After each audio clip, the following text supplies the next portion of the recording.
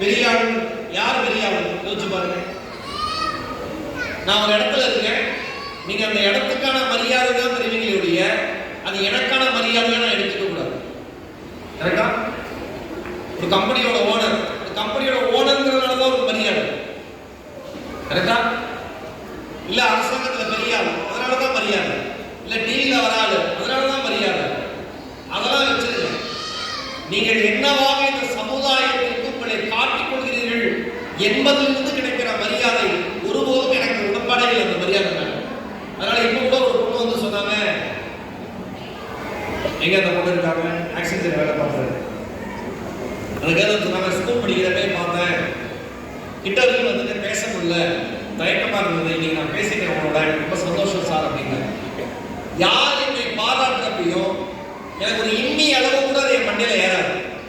ஏன்னா அது எனக்கான மரியாதை இல்லை, நான் இருக்கிற இடத்துக்கான மரியாதைன்னு தெரியும்.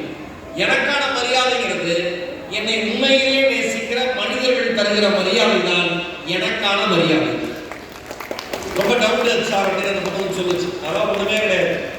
வாழ்க்கை மறுபடி என்னை பார்த்து சொல்ற ஒரே விஷயம், தம்பி நீ எல்லாம் ஒண்ணு இல்லை, தம்பி நீ எல்லாம் ஒண்ணு இல்லை. இந்த வார்த்தை தான் என் காதுக்குள்ள கேட்டுட்டே இருந்தது எப்பயுமே.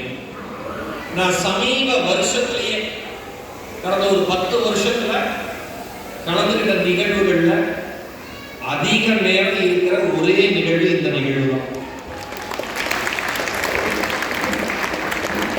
நான் யோசிச்சேன், சினிமாவுக்கு போறோம், 3 மணி நேரம் பார்க்கணும்.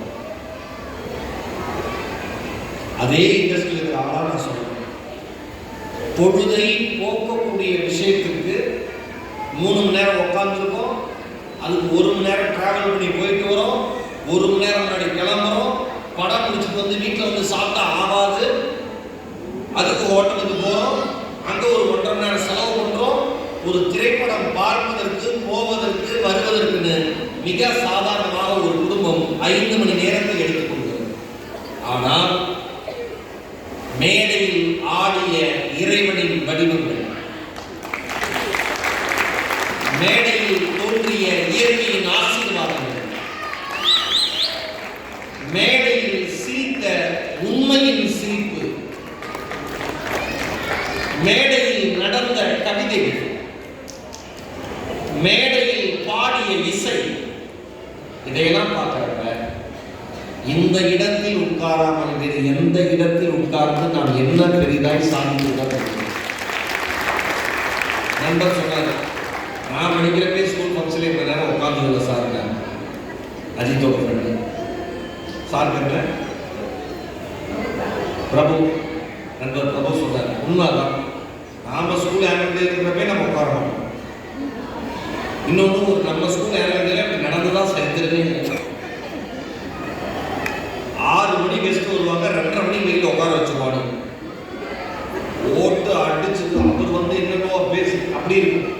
ஆனால் இன்னைக்கு இந்த நிகழ்வை பார்க்குறப்ப அவ்வளோ மகிழ்ச்சியாக, இந்த நிகழ்விற்காக வேலை பார்த்து கொண்டிருக்கிற நலவு குணர்வாழ்வு மையத்தை சார்ந்த ஒவ்வொரு அன்பு உள்ளத்திற்கும் என் இதயத்தின் ஆழத்திலிருந்து வார்த்தைகளை எடுத்து வாழ்த்துக்களை சொல்கிறேன்.